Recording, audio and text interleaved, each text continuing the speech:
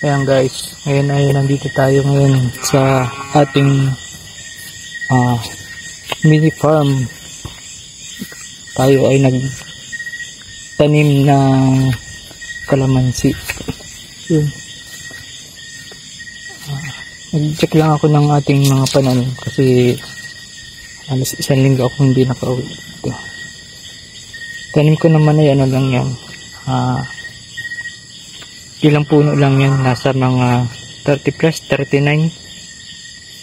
Kasi ngayon ay ano pa lang tayo, mga trial pa lang ng kalamansi.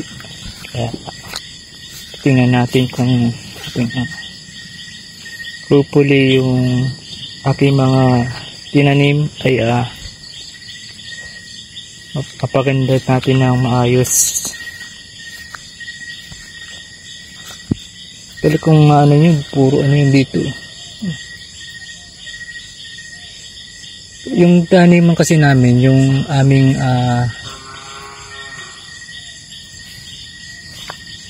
lupa, although hindi naman ito sa amin, kami tenant lang. Kaya dito ako nagtanim sa yung no choice eh. Saan? Dapat na. Dito yata eh. Paikot yan dito eh. Dito na.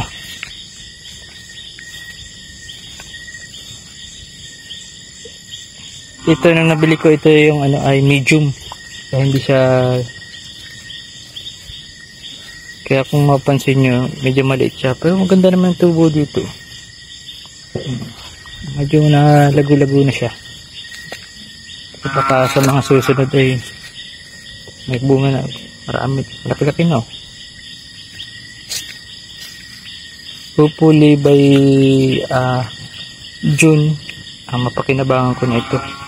Yun yung target ko eh, na mag first harvest. Maliit pa naman siya.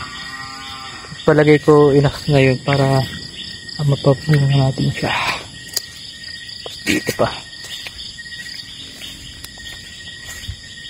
Yun. Dito tayo.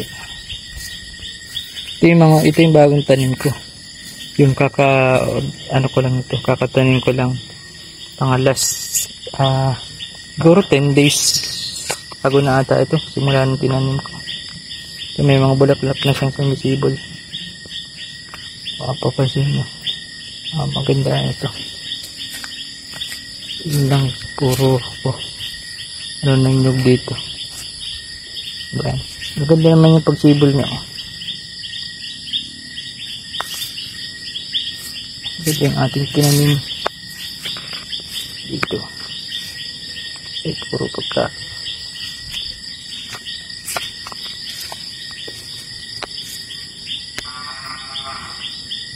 Yan. Pero mas okay dito yung ano natin. Hindi magaganda ang ano dito. Kahit na nasa lilim siya ng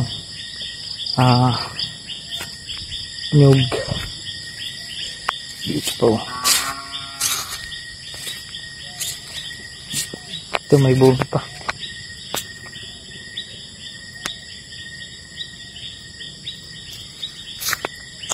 Mukhang nabagsakan yata ito ng palapa. Grabe naman. Malago na. Malago-lago din to. Ayos din to. Baka lagyan ko ito sa sunod ng kawayan. Pero ganda yun. Mais-is din oh. Mas mabilis siyang magdahon.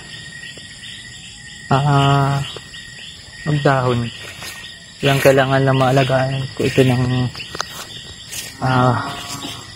gamas. Pinaplayan ko nga pala ito ng organic fertilizer. Yan.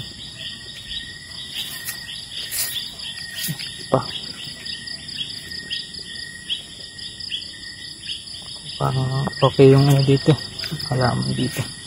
Siguro alisin ko ito dito, gitna. Dito.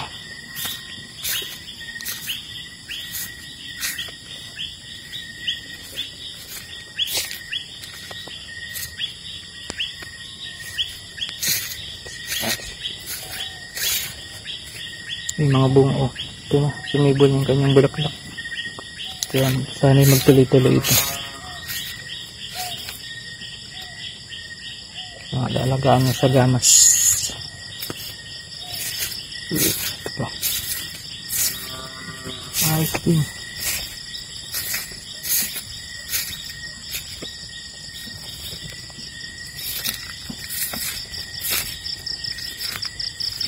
Ayos din naman.